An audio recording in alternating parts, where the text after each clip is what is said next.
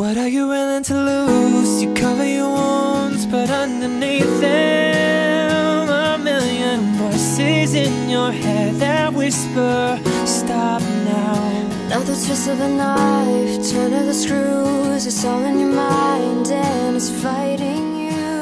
Arm yourself, the storm is coming. Oke, jadi balik lagi dan di video kali ini gue akan ngomong aja, ranting aja tanpa skrip soal opini gue tentang European Super League. Karena mungkin dari kemarin gue gak terlalu banyak keluarin opini, lebih ke ya ngejelasin tentang apa itu, karena banyak banget yang gak ngerti dari kemarin. Dari video tadi pun juga sama gitu. Jadi gue tuh sama kayak sebagian dari lu pada. Gue tuh kalau boleh jujur, dari beberapa, ini kan mungkin 24 jam kali ya sejak kemarin pertama kali kita tahu soal ini dan bener-bener kayak serius gitu kan. Di beberapa jam, di waktu tertentu gue pernah pro ke ESL. Di sisi lain, setelah gue baca beberapa informasi lebih lanjut, gue pro ke UEFA dan FIFA. Kayak gitu-gitu terus, bolak-balik terus. Sampai akhirnya sekarang gak tahu gue, kalau misalnya lu tanya gue pro kemana, gue gak bisa jawab. Karena masing-masing dari, kita ngomongin soal ESL dan UEFA, Champions League, Europa League, Conference League, apapun itu, masing-masing punya plus minusnya. Masing-masing dari mereka punya alasan masing-masing, punya alasan sendiri-sendiri, punya kepentingan. Dan susah banget buat lu, makanya gue bingung. Dari tadi ada orang yang bisa langsung gue pro ke ESL, gue pro ke UCL. Ya hebat banget lu bisa langsung nentuin gitu loh. Karena gue sih gak bisa. At least dari apa yang kita tahu, yang ada di media. Balik lagi, kita gak tahu apakah ini semua bener atau cuman drama atau ada agenda di baliknya. Kita mana pernah tahu gitu loh. Kita cuman warga-warga biasa yang nonton bola, apalagi kita di Indonesia, dari layar kaca. Kita cuman penikmat doang, kita nggak tahu apa-apa. Tapi intinya adalah gue mau coba untuk bahas deh ESL nih ya. Premisnya simple, mereka merasa bahwa uang yang mereka dapetin dari bermain di UEFA, Champions League, Europa League, jadi juara, hadiah uang segala macam terlalu sedikit. Dan padahal sebenarnya mereka mungkin tahu bahwa harusnya mereka dapetin bisa lebih banyak dari itu. Dalam artian, bisa aja, maksudnya mereka curiga, wah ada diambil nih duitnya, ada main di mana nih, bisa duitnya kemana dulu nih. Kok yang cair ke kita cuma segitu? Owner-ownernya mikir. Premisnya sesimpel itu. Dan mereka-mereka ini pada akhirnya mencoba untuk, khususnya ya orang-orang di balik layar, yang orang-orang Amerika Serikat ini mencoba untuk menerapkan bisnis model yang sudah mereka terapkan di Amerika. Kalau lo ngelihat MLS, NBA dan lain-lain gitu loh, tanpa ada sistem degradasi dan lain-lain. Ini sesuatu yang lu gak bisa bilang bahwa itu salah. Salah satu hal juga yang ada beberapa main yang pernah protes zaman dulu bahwa ini UEFA sama FIFA kok kayak jadiin kita sapi perah sih. Kita disuruh main seminggu 3 kali, pindah-pindah main away ke negara-negara mana, terus gak dikasih waktu istirahat. Kita cuma break 2 hari, ada yang bahkan sehari. Ini maunya gimana sih? Kita tuh manusia bukan robot. Jadi permasalahan ini sebenarnya udah dari lama. Dan ESL datang untuk menyelesaikan itu. Mereka membuat suatu kompetisi yang nantinya akan jumlah pertandingannya jauh lebih sedikit.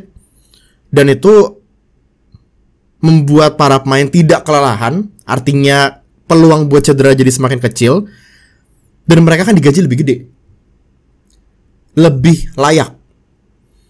Sama halnya dengan hadiah uang yang bakal terima sama tim-timnya. Bahkan gak cuma hadiah uang, Pak. Tadi gue udah sempat jelasin di video sebelumnya bahwa hadiah dari mereka berpartisipasi aja, nih uang ikut partisipasi aja tuh lebih gede daripada juara UCL dan Europa dan Premier League dijumlahin. Jadi sebesar itu. Kita gak bisa menyalahkan. Memang waktunya salah, waktunya nggak tepat di saat seluruh dunia lagi terkena dampak pandemi paman corona. Klub-klub UEFA League 2, klub-klub UEFA League 1, klub-klub dari divisi bawah-bawah di Inggris banyak yang bahkan udah mau bangkrut karena nggak dapat pemasukan dari tiket, karena nggak bisa datang ke stadion para penontonnya. Di saat yang bersamaan mereka malah bikin liga yang istilahnya ini mainan duit semua. Memang kalau lihat dari sisi itu, ESL salah. Tapi balik lagi, kalau lihat dari sisi pemainnya, lu lihat sekarang skuad Real Madrid dan Liverpool, sebanyak apa pemain yang cedera. Memang nggak semuanya cedera itu hanya karena jadwal padat gitu loh. Tapi itu pasti berkontribusi. Jadi dari ini barusan gue ngomong beberapa menit aja pasti udah terombang-ambing. Maksudnya oke, ya iya positif sih. Tapi kok negatif? Iya tapi ada bagusnya. Tapi kok ada buruknya? Itu pretty much tuh yang bakal lu rasain sepanjang nonton video ini, selama berapapun nanti durasinya. Karena memang membingungkan banget gitu loh. Kita tuh paling, posisi kita itu nggak enak banget gitu loh. Gini, gue fans Arsenal. Gue tahu dengan segala lucornya Arsenal kemarin sama Fulham aja kalah. Lu mau melabeli diri lu adalah tim Super League, tim super apaan gitu kan? Gue ngerti dan gue mengiyakan itu. Statement dari Gary Neville, kalau lu udah nonton, dia kan ngamuk-ngamuk banget kan. Itu bagus banget menurut gue. Dia bilang bahwa lu bisa melabeli diri lu Super League, which itu kan sebenarnya pretty much adalah alternatif UCL. Lu bisa masuk untuk bermain di sebuah kompetisi yang levelnya tertinggi di Eropa atau bahkan di dunia. Itu lu masuk bukan karena label, bukan karena lu yang merasa lu punya sejarah, lu punya duit gede, atau lu pernah jadi juara, atau lu mungkin udah ikut kompetisi tersebut berapa puluh tahun gak pernah absen. Bukan itu. Tapi kelayakannya, lu layak gak kualitasnya. Namanya juga sepak bola gitu loh. Jadi kalau misalnya memang itu tuh sesuatu yang didapatkan, bukan diberikan. Jatah buat lu main di sebuah kompetisi yang levelnya tinggi. Kalau misalnya waktu itu Leicester City juara Premier League, mereka mendapatkan itu. They earn it. Mereka pantas dapetin itu, mereka juara. Bukan dikasih, gitu loh. Jadi itu bagus banget, tadi gue sempet nonton. Nah di sini kan kita udah mulai ngebahas ke sisi ya condong ke UEFA. Tapi di sisi lain, lu udah lihat belum format baru yang baru aja dirilis tadi? Lu cek ke website UEFA. Mereka baru merilis format baru yang udah diresmikan dan akan mulai dijalankan di musim 2024-2025. Saat ini UCL total klub yang masuk ada 32 setiap musimnya. Mereka akan main 6 pertandingan home dan away dalam satu grup isinya 4 tim. 3 tahun lagi, berarti tahun 2024, itu akan berubah dari 32 tim ditambah jadi 36 tim. Dan grupnya akan dibikin jadi satu grup besar seperti liga. Dan at least masing-masing tim akan main at least 10 kali home dan away ngelawan 10 tim berbeda. Aduh, maksudnya gue gak ngerti ada apa sih sebenarnya sih. Karena ini gue tuh mulai curiga. Ini kebetulan banget gak sih? Memang sih mereka ada jadwal untuk rapat mereka nentuin ini emang udah tertata di UEFA. Jadi gue rasa sebenarnya yang mainan itu ya orang-orang ESL bikin pengumuman sebelum UEFA meresmikan ini. Tapi yang tadi gue barusan bilang soal sistem kompetisi baru UCL nanti di tahun 2024 itu fakta juga sih. Lu bayangin main 6 kali aja lawan 3 tim berbeda home dan away di fase grup. Ini fase grup UCL. Itu aja udah ribet. Itu aja udah jadwal padat. Di Inggris lu bayangin Desember kayak apa gilanya kan. Gimana main 10 kali? Akan lebih parah lagi. Pemain akan lebih diforsir abis-abisan lagi. Mau main seminggu 4 kali, gimana caranya? Belum lagi digabungin sama kompetisi domestik, Cup Inggris, ada FA Cup, ada Carabao Cup, segala macam. Wah, itu bakal sangat-sangat fakta menurut gue. Jadi di satu sisi sebenarnya kita agak kecewa karena kenapa sih mesti bikin kompetisi baru? Kita udah nyaman dengan UCL, tapi sadarlah bahwa UCL akan berubah juga. 3 tahun lagi akan berubah, gitu loh. Jadi kalau dari segi kita ngomongin soal jumlah pertandingan, oke, 10 pertandingan itu paling berapa pertandingan sih yang tim gede lawan tim gede? Kita nggak usah naif dan kita nggak usah bohong dan bilang bahwa meskipun sebenarnya mungkin kalau misalnya dipaksain bisa, tapi nggak bisa bohong. Kita akan prefer nonton tim gede lawan tim gede. Meskipun gue mengerti sisi orang-orang yang dari kemarin bilang bahwa bang, tapi kalau misalnya sampai ESL jadi dan setiap pekan, setiap pertandingan tim gede lawan tim gede, mungkin setahun 2 tahun awal seru. Lama-lama itu bakal runtuh juga, bakal pudar juga keseruannya. Karena udah terlalu sering. Sesuatu yang udah terlalu sering kita lihat ya lama-lama jadi biasa aja. Gue ngerti itu. Tapi di sini kita ngomongin soal jumlah pertandingan. Yang ini aja sebelumnya udah diprotes sama para pemain. Yang mereka bilang bahwa mereka kecapean segala macam. Sekarang baru tambahin lagi. Ya tujuannya UEFA bilang supaya makin banyak tim lain yang bisa masuk dari luar yang tidak difavoritkan, bukan dari 5 liga top Eropa, dan supaya bisa punya kesempatan lebih mungkin tim-tim yang tidak top segala macam. Intinya ya gue ngelihat kayak mereka sebenarnya mau memperluas jangkauan market aja. Dengan makin banyak jumlah pertandingan, pemasukan dari tiketing dan dari hak siar dan lain-lain tentunya akan semakin besar. Balik lagi, kita nggak bisa cuma ngomongin soal ESL yang selalu duit. No. UEFA dan FIFA pun sama di sini. Kita nggak tahu mereka skandal-skandalnya seperti apa, selesai beres atau nggak waktu itu dengan ada beberapa orang yang ditangkap-tangkapin segala macam, itu nggak tahu. Jadi ini ngomongin dua sisi yang sebenarnya sama-sama buruk mungkin. Tapi kita ngelihat dari luar sebagai penonton, kita ngelihat ya udah yang ini satu sisi kita udah terbiasa. Jadi gue bisa mengerti kenapa akhirnya kemarin saat bener-bener pertama kali berita ini muncul, kebanyakan orang langsung kontra semua karena kaget. Dan kita memang manusia itu defensive mekanismenya adalah pasti akan menolak perubahan. Itu normal. Gitu. Jadi bisa dibilang sebenarnya bahkan mungkin kita nggak tahu, mungkin misalnya gue nih ya, misalnya punya nih ada mesin waktu Doraemon nih, gue buka masuk mesin waktu terbang ke 2050, dan di masa itu gue ngelihat kompetisinya ternyata yang jalan kompetisi ESL, dan fine aja, orang-orang enjoy aja, bisa aja karena mereka udah terbiasa dan karena udah melewati masa-masa transisi orang yang menolak perubahan seperti kita sekarang ini. Jadi gue nggak tahu karena ya mereka bilang bahwa ini udah nggak jalan lagi. Sistem tradisional sepak bola seperti itu udah nggak bisa lagi dan lain-lain. Tapi gini, kita sekarang ngomongin soal apa ya yang paling basic deh. Gini, sesimpel cerita fairy tale Leicester City bisa jadi juara Premier League setelah musim sebelumnya hampir degradasi. Untuk survive di Premier League aja kesulitan. Musim sebelumnya atau 2 musim gue lupa deh. Tapi pokoknya intinya mereka baru-baru banget hampir degradasi, terus tiba-tiba juara Premier League dan musim depan main di UCL. Cerita kayak gitu tidak akan pernah ada lagi kalau misalnya kompetisinya nanti akan berubah jadi seperti ESL, dimana klub-klub kecil akan kesulitan buat main di kompetisi itu tanpa undangan, tanpa jalur undangan. Mereka tidak bisa mendapatkan itu. Mereka harus dikasih hak untuk main. Coba ya bayangin, misalnya Leicester juara, meskipun ya sebenarnya tadi gue udah bahas juga bahwa akan ada sistem di mana nanti di ESL pun 5 tim yang selain foundersnya itu akan ditentukan dari performa di musim sebelumnya. Jadi sebenarnya mungkin pihak ESL mungkin udah mikirin soal ini. Tapi intinya kita ngomongin lebih lanjut lagi, selain kisah Leicester waktu itu jadi juara Premier League dan lain-lain, akan sangat sedikit cerita-cerita tim underdog yang bisa ngalahin tim besar di kompetisi Eropa. Ini dengan asumsi domestik mereka tetap main. Jadi untuk domestik mungkin masih ada bentroknya nih.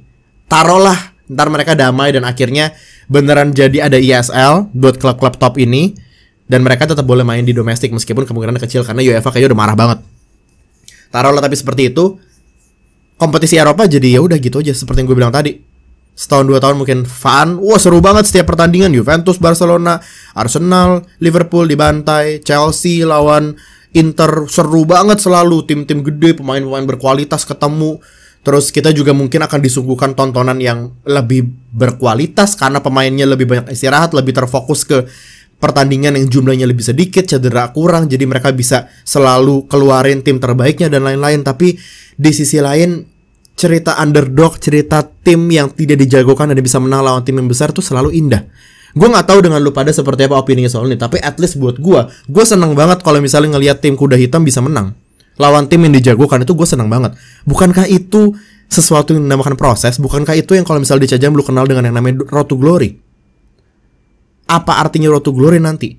Apalagi kalau misalnya sampai ternyata klub-klub ESL ini semuanya di-ban dari Premier League.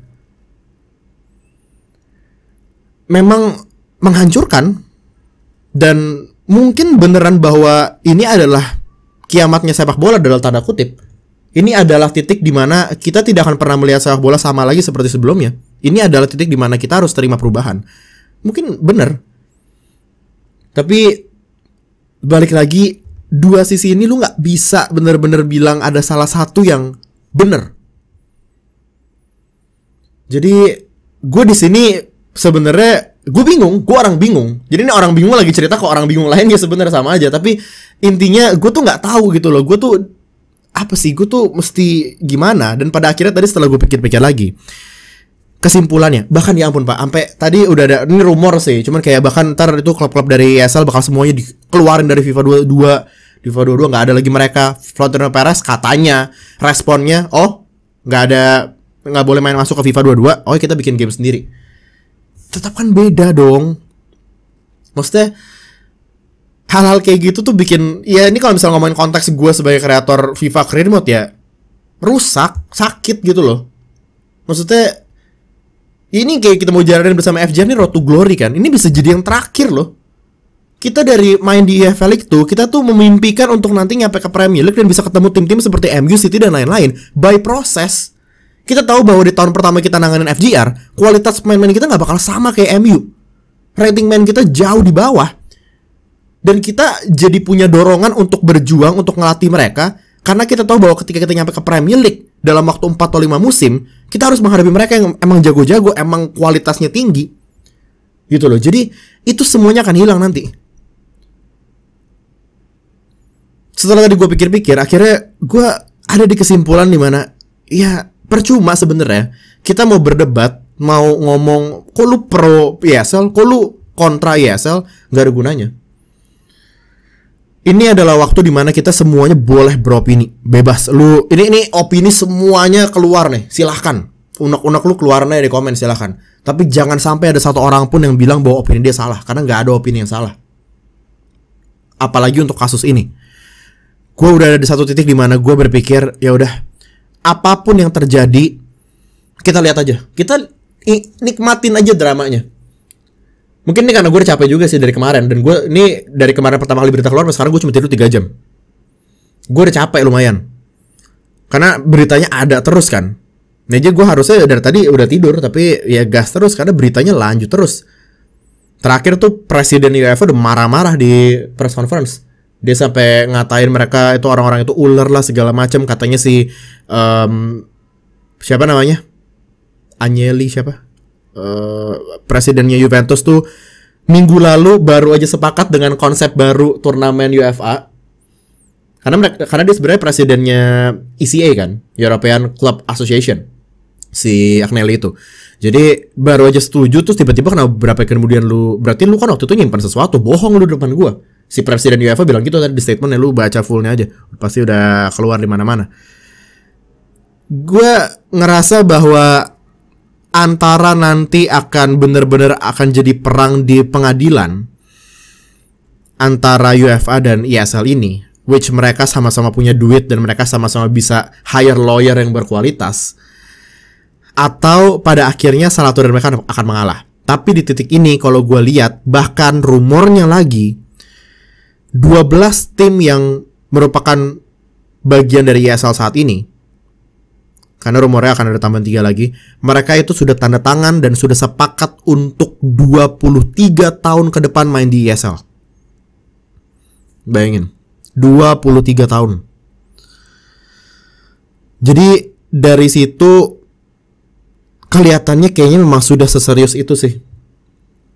Dan memang nggak mungkin kalau nggak serius. Ini sesuatu yang udah dibicarakan udah sejak 10 tahun lalu ada ESL ini. Jadi persiapan mereka gue yakin udah cukup matang. Dan mereka akan sangat-sangat sadar. Mereka udah prepare pasti. Dan mereka tahu bahwa kalau mereka keluar ini pasti akan ditentang semua pihak. Dan pasti akan diancam-ancam sama UEFA. Gue yakin mereka udah punya counternya sih ESL. Karena mereka nggak bodoh. Untuk mereka bisa bikin seperti ini, mereka pasti punya strategi. Timingnya kenapa mereka umuminnya sebelum UEFA ngumumin format kompetisi baru UCL buat tahun 2024. Pasti ada alasannya. Jadi gini, saran gue buat anda-anda yang juga pusing, gue akan tutup di sini. Bukan cuman video, tapi juga di sini. Kecuali ntar tiba-tiba ada sesuatu yang menarik. Tapi kalau misalnya emang cuman begini-begini aja dalam artian nih gontok-gontokan, adu ngotot-ngotot terus ini UEFA sama ESL, gue akan tutup. Gue tidak ambil pusing, percuma juga dan tidak akan berpengaruh juga. gue pusingin, gue mikirin, gue kasih pendapat kayak gini, gue ngomong juga sebenarnya nggak bakal membuat mereka jadi keputusan berubah dong. Siapa saya, ya kan? Sama seperti lu pada juga yang lagi pada mikirin. Tapi gue tahu bahwa ini semua karena kita cinta sama antara itu klub kita ada satu dari 12 tim ESL atau sepak bola secara keseluruhan. Karena ini bakal mengubah semuanya. Saran gue adalah coba untuk, yaudah, coba ikutin aja. Dan kalau amit-amit apapun itu yang terjadi, skenarionya banyak sekali. Banyak banget skenarionya. Tahu kan bahwa kalau misalnya klub, dan mereka ini udah keluar dari asosiasi klub di Eropa, klub-klub ini. Jadi kalau misalnya beneran di ban keluar dan tiba-tiba tobat mau masuk lagi, mulai dari kasta kelima atau bahkan dari lebih bawah dari itu, klub-klub Premier League. Jadi ini fakta gitu. Tapi intinya adalah apapun yang terjadi nanti, ya udah kita ikutin aja. Dan bagi gua ini mungkin akan terkesan sangat apaan sih lu segala macam. Gini, bagi gua sepak bola itu tetap sepak bola. Ini dari kemarin gua ngomong dan mungkin sebagian nggak ngerti. Maksudnya apa, Bang? Sepak bola itu seni. Sepak bola itu 11 lawan 11. Gue udah sering bilang ke lu bahwa gua bisa aja tuh enjoy nonton pertandingan cuman antar klub sekolah, klub universitas yang tidak terlalu bagus, tapi itu sepak bola. Sepak bola itu adalah seni. Bola, sesimpel bola mau dimasukin ke gawang musuhnya 11 lawan 11. Dan siapapun itu yang main. Jadi bagi gue pribadi, dan mungkin lu boleh terima saran nih kalau udah terlalu pusing, nikmatin aja. Apapun terjadi, ya udah terima, karena cuma itu bisa kita lakukan. Dan coba untuk belajar adaptasi mungkin dengan perubahan yang ada. Kalau misalnya memang akan berubah, nggak usah terlalu ngamuk kesana kemari. Gini, gue mengerti banyak banget fans Arsenal yang marah ke klubnya. Gue fans Arsenal, banyak fans MU yang marah ke MU. Gary Neville sampai bilang itu potong aja poin, dikurangin, taruh di paling bawah, duit diambil semuanya. Orang-orang itu yang bikin mencemari nama klub Premier League, orang-orang Amerika itu owner segala macam. Gue mengerti mereka marah. Gue juga sempat merasakan itu. Tapi balik lagi, apakah lu akan jadi stop nonton gua Arsenal mungkin, atau lu ada yang fans MU atau Chelsea, apakah lu akan jadi stop nonton karena hal ini? Mungkin iya, kalau lu bener-bener ngerasa bahwa ini emang mata duitan lu semuanya, gua nggak mau lagi dukung, dan itu bebas, tidak masalah. Tapi bagi gua, sekali lagi, ini permasalahan yang memang pelik, permasalahan yang fucked up.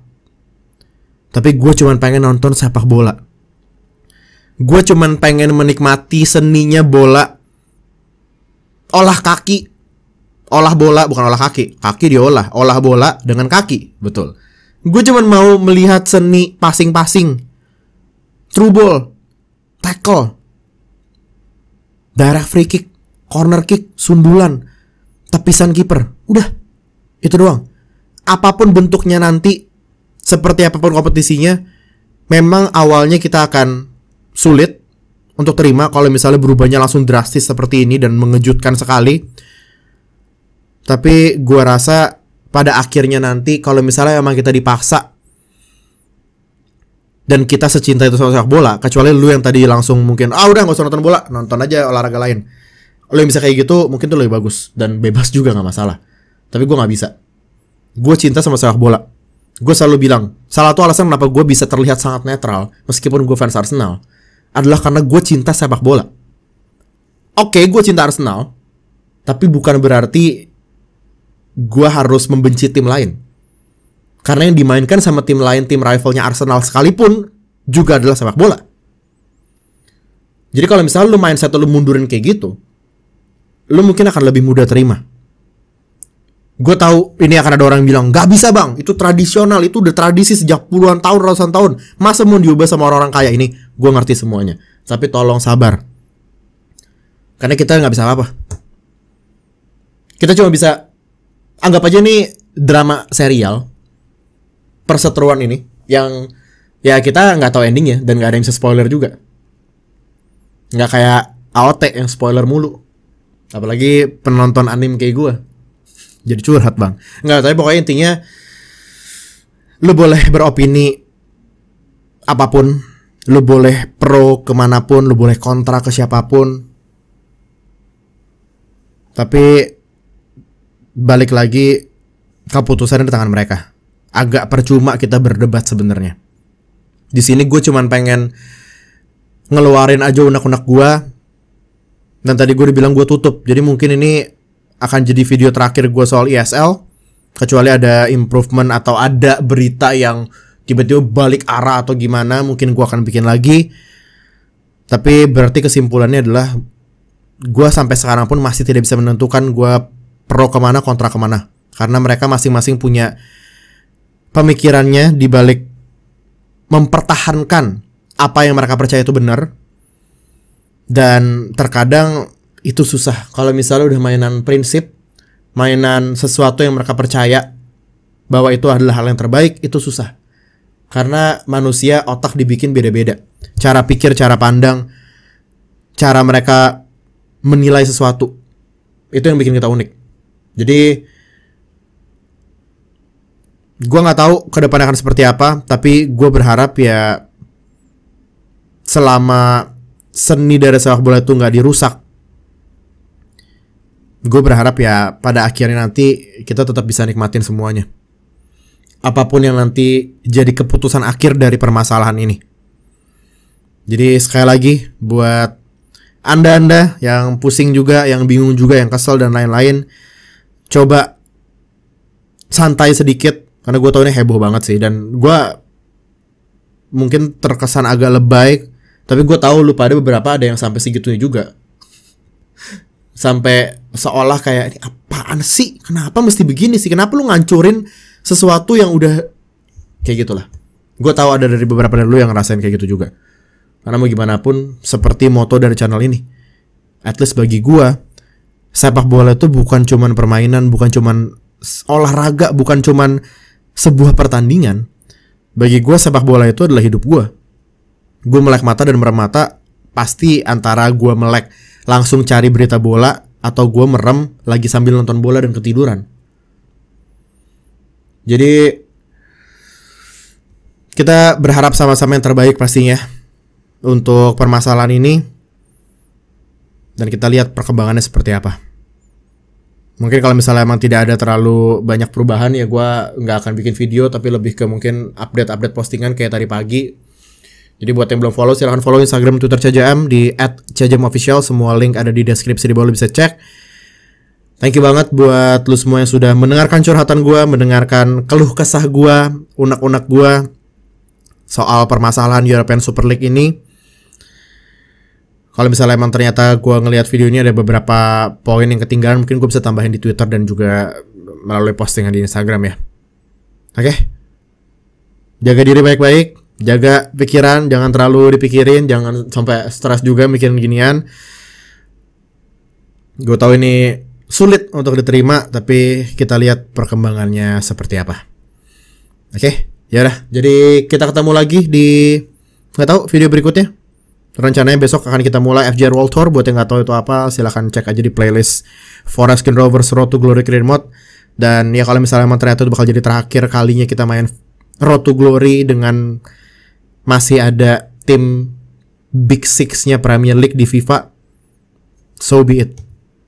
Biarkanlah. Justru akan jadi sangat berkesan bukan? Dan mungkin tahun depan akan muncul tim Big Six Premier League baru. Oke. Gue gak bisa nutup. Jadi langsung outro aja. Thank you semua yang sudah nonton. So are you gonna die today? You make it out alive. You gotta conquer the monster in your head, and then you'll fly, fly, Phoenix fly. It's time for a new empire.